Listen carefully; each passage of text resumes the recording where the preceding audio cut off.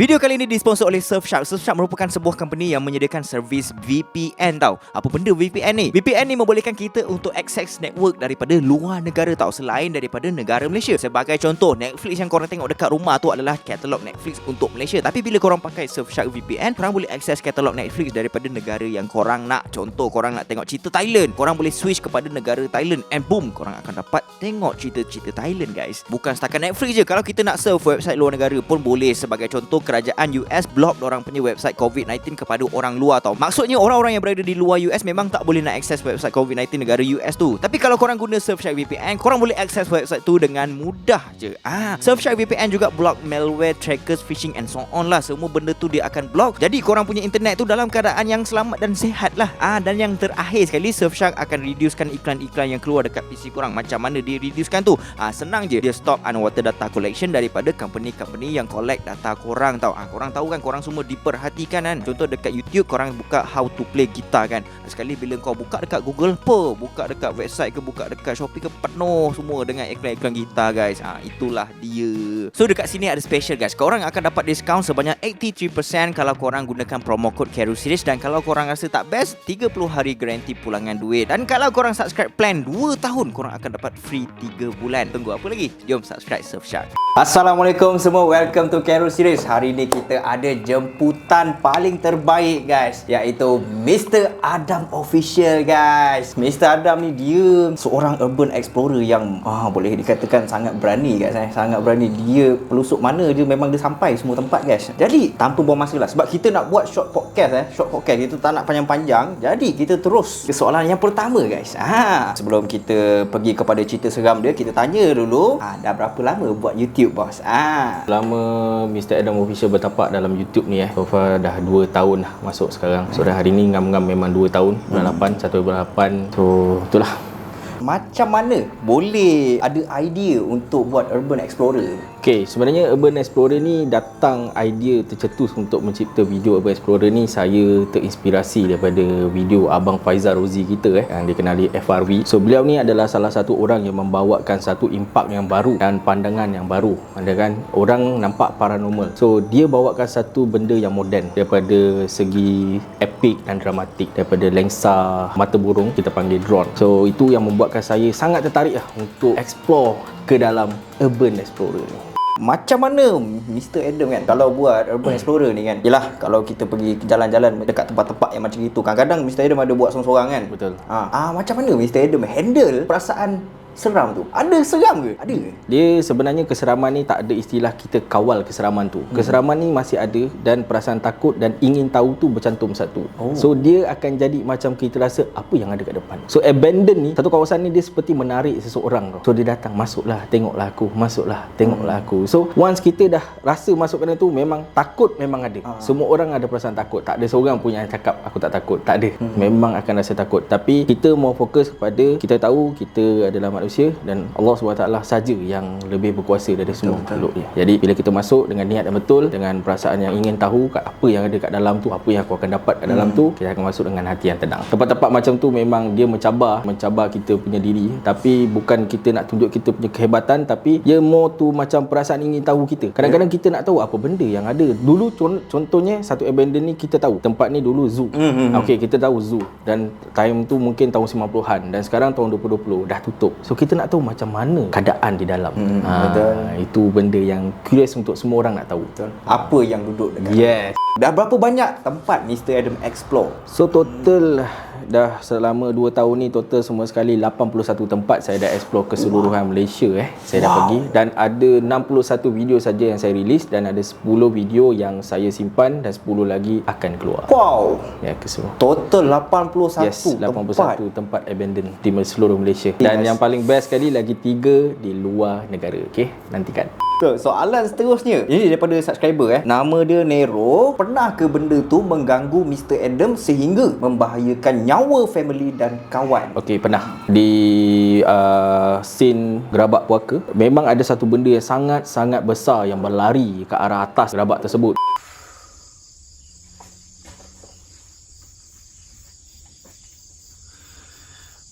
Jadi dekat sana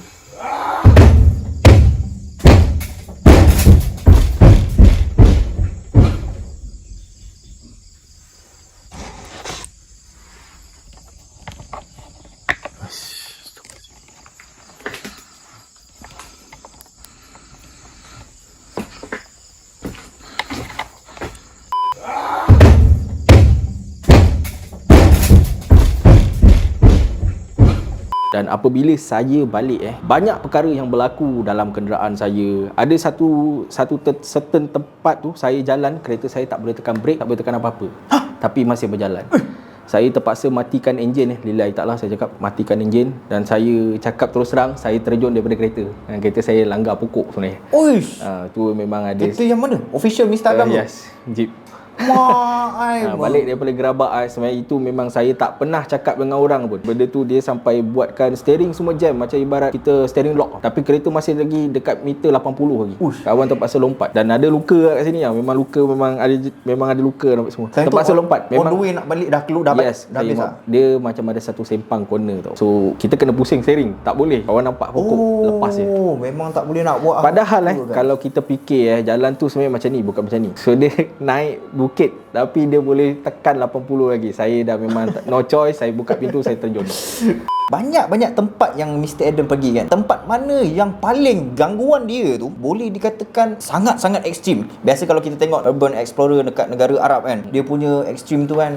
Okey, paling ekstrim untuk saya so far sekarang ni sebenarnya ada 5. Tapi yang paling sekali gerabak. So gerabak ni saya pun tak tahu apa benda kat atas tu. Saya rasa macam satu mawas yang sangat besar tau.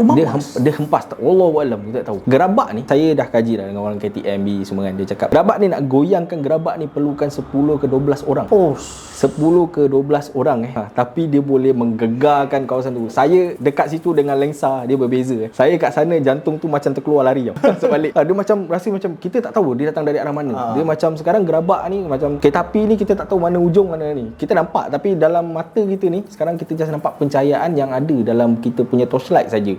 So kita tak tahu bila-bila dia boleh datang kat sebelah kiri ke sebelah kanan. Dia memang ada satu tu dia macam tolak kita kan. Memang ada rasa. Memang dia punya rasa tu macam seolah macam ada kayu hentak badan kita. Pak dia rasa memang sakit. Bila balik memang tangan ni kebas je, seminggu juga kebas. Okey, jadi macam Mr. Adam kan tengah masa terkena gangguan macam itu kan. Macam mana Mr. Adam adapt ataupun macam mana Mr. Adam hadapi benda tu? Selalunya kalau saya rasa macam badan saya macam dah mula panas, dia akan panas kat telinga dulu dan dia akan berat kat kaki. So kita akan baca ayat kursi, semua ayat-ayat suci Al-Quran yang kita tahu untuk kita clearkan, untuk kita relax. Ini soalan daripada saya sendiri yang paling real yang pernah terakam dekat dalam lensa Mr. Adam, video yang mana satu? Okey, video yang paling real saya nampak di Casuarina Inn. Casuarina Inn Hotel. Kat mana tu? Perak. Itu memang senang cakap, kelibat putih tu dia keluar daripada pokok buluh, dia bergerak. Memang sangat tinggi senang cakap. Kalau tengok video daripada footage drone, dia ada satu batu dekat depan tau. Batu-batu tu semua. Batu-batu macam gerbang So dia memang tinggi sama-sama tinggi dengan atap ni Okey. So benda tu sama tinggi. Memang tinggi, dia bergerak macam tu. Sebenarnya saya tak nampak waktu tu. Saya nampak bila saya balik, saya tengok footage. Apa yang janggal waktu tu, ada bunyi suara bayi. Ada macam bayi menangis. Lepas tu baru keluar. Dia melintas macam ni. Kalau betul-betul saya tak tengok frame betul-betul memang saya tak nampak. Dengar earphone anda, sebab saya kat sini memang sejujurnya rasa something sangat. Dengar tak?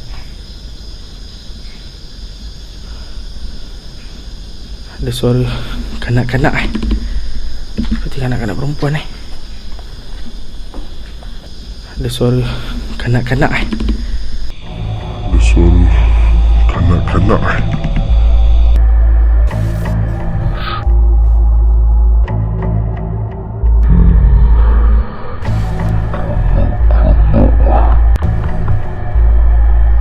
Dan lagi satu yang terbaru ni lah, dalam sebulan lebih dikatakan tempat tu tempat Ummu Sibian. Dan terakam dekat belakang saya. Mula-mula waktu saya tengok video tu, saya ingat tu saya punya shadow. Tapi bila saya perhati balik, dia gerak, dia pergi. Dan belakang dia pula, kita nak tahu benda tu real atau tak real, kita kena tengok belakang dia. Ada tak bayang? So kalau saya time tu saya nampak kalau ada bayang, memang saya buat bodoh je lah footage tu. Tapi disebabkan saya tengok dia bergerak, belakang tu tak ada bayang langsung, maknanya dia lah bayang. Dan dia bergerak. Tu memang scary sikit Jom.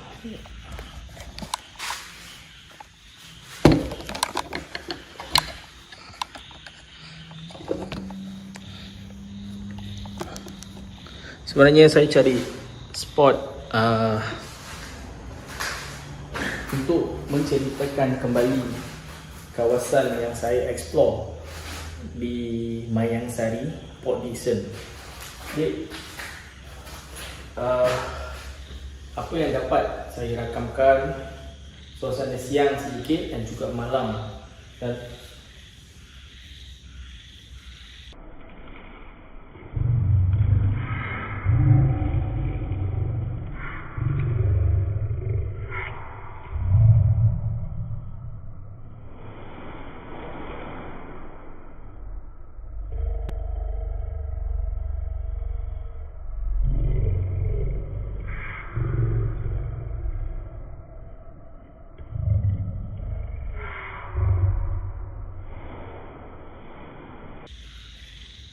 macam ada dia datang.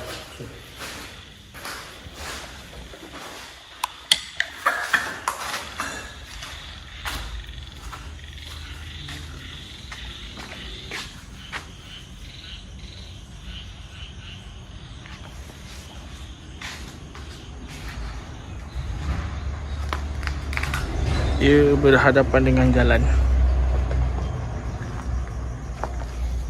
Assalamualaikum warahmatullahi wabarakatuh. Okay, the next question daripada subscriber yang bernama Azizan. Dia punya soalan dia, apakah pengalaman terburuk sebagai seorang urban explorer? Pengalaman terburuk bila kita pecahkan 3 biji lensa lens yang bernilai 3,500, 3 biji. Aduh. Dan drone Mavic Air 2S 2 biji masuk laut. Mavic 2 Air, Air 2 S2 dengan Mavic 2 Zoom. Itu total berapa tu bos? Kalau kira kostum Mavic 2 Zoom time tu punya price masih siap smart controller kat 10,000 lebih. Lepas tu yang lagi tu dalam 5,000 lebih macam tu. Sekarang saya terpaksa pakai Mavic Mini. Sebab macam dengan Abang Faizal pun yang macam awak cakap dia baik tu.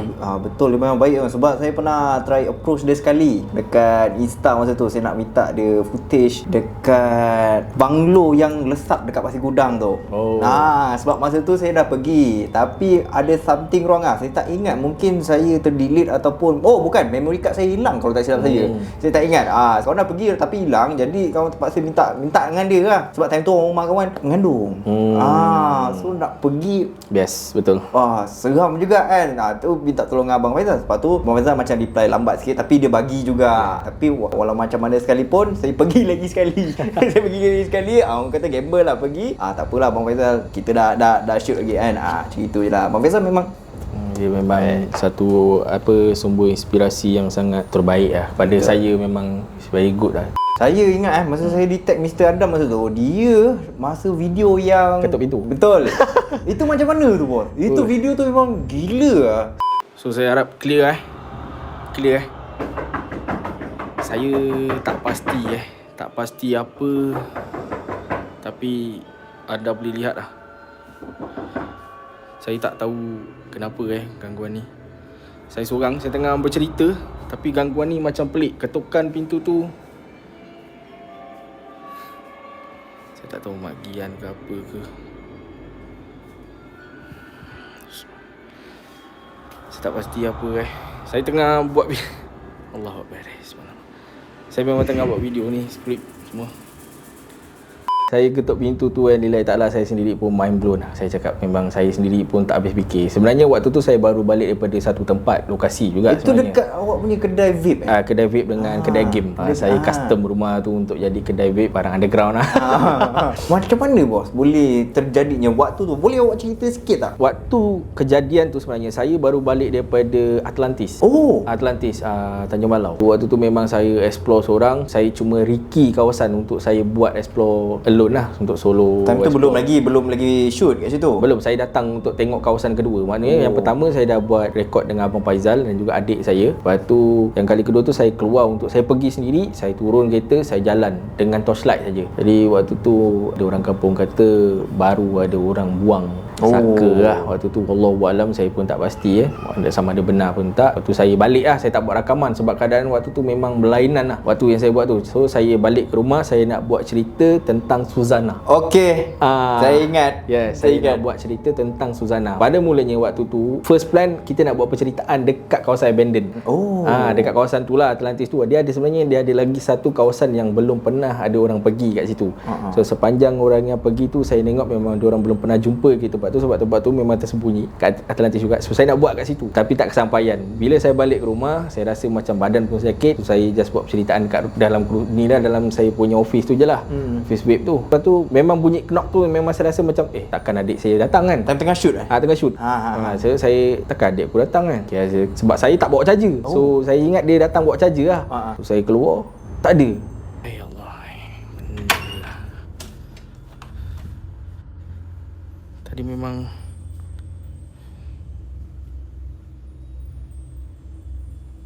saya call dia, kau main-main ke apa kan? Saya cakap, tak ada bang, ni ada ni, kau share location. Memang betul, dia dekat area lain, dia dekat Taman Muhibah. So dekat situ memang jauh lah, dekat 5km macam tu lah. Saya cakap, siapa pula ketuk kan? Lepas tu saya pusing, anda boleh tengok dekat live tu, memang saya pusing habis. Saya pusing bawah kereta, atas kereta, jalan sampai keluar. Memang betul. Tak ada, memang tak ada. Lepas tu memang ada pergerakan yang kuat lah dekat arah atas lah. Dekat atas zinc.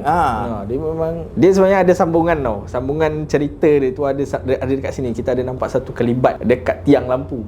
Saya tak tahu lah sama ada. Saya ada private kan video tu. Dia ada dekat tiang tu, dia ada macam ada satu benda bergerak macam ni. Tapi wallahualam mungkin biasa lampu ke apa kan. Cuma kita nampak daripada jauh. Time tu saya tengah rakam juga. Betul. Tapi memang bukan budak-budak nakal lah. Bukan. Memang waktu tu memang jiran-jiran saya pun yang time tu pun pagar tertutup tertutup.